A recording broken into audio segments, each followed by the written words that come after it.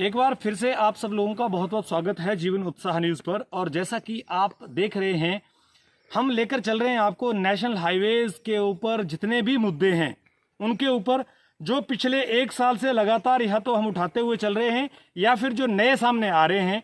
इन सभी मुद्दों को हमारा उठाने का एक आज मोटिव है कि अभी जैसे कि नेशनल हाईवे अथॉरिटी के जो एग्जीक्यूटिव इंजीनियर थे पहले, जगदीश कानूगो जी, वो ट्रांसफ़र हो गए थे और उनकी जगह पर बड़सर के ही पूर्व जो एग्जीक्यूटिव इंजीनियर थे प्रमोद कश्यप जी, उन्होंने ले ली है।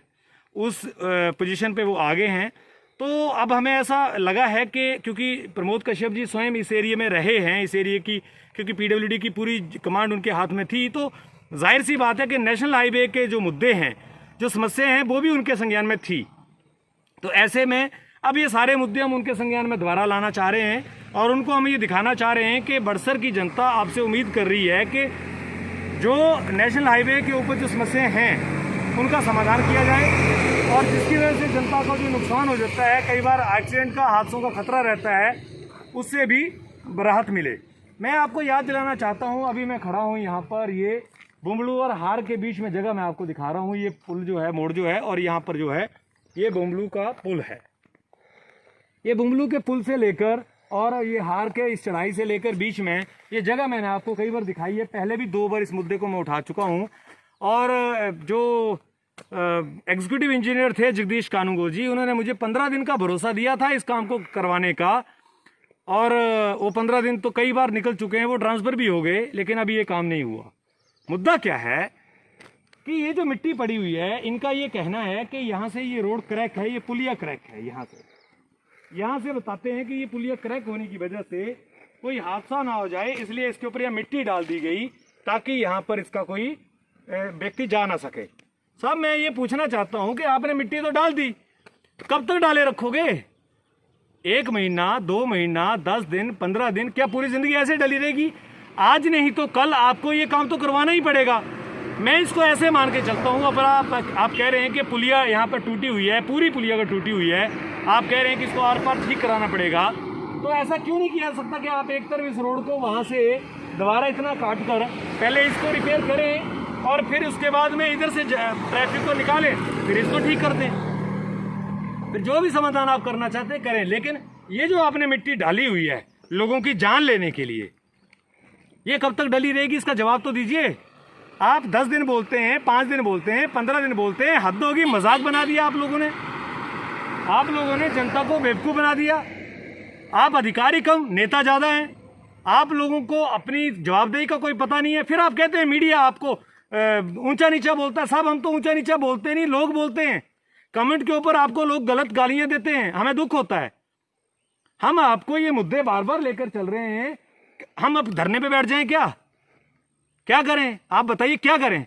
जनता की समस्याओं को आप तक पहुंचाने के लिए दिन रात काम कर रहे हैं, आप सुनते नहीं हैं, तो क्या करें? अब गला खराब हो गया हमारा, तो अब क्या करें? अब हम धरने पे बैठ के आपको यहाँ चेताएं कि साहब ये देखो, आपकी जो ये जो कार्यशैली है, ये घटिया निम्न दर्जे की जो कार्यशैली है, इस कार्यशैली को क्यों नहीं आप सुधारना चाहते हैं? आपको इतनी सैलरीज, इतनी तनख्वाहें सरकार किस बात की दे रही है?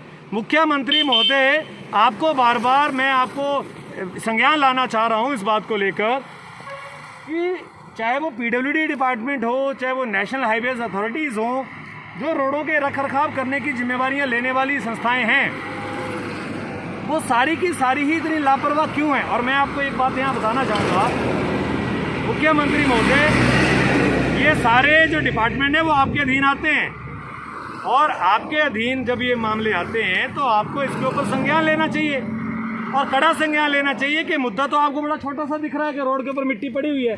साहब, अगर ये 30 फीट का रोड है, उसमें से 15 फीट आपने मिट्टी से भर दिया, अब कोई गाड़ी इधर मोड़ से आएगी, कोई उधर से आएगा, या कोई व्यक्ति रात के अंधेरे में, मेरे सामने की बात है, एक बाइक वाला व्यक्ति मैंने देखा, रात का समय था, 7:30 पौने 8 बजे का, करीब 6 महीने पहले की बात है।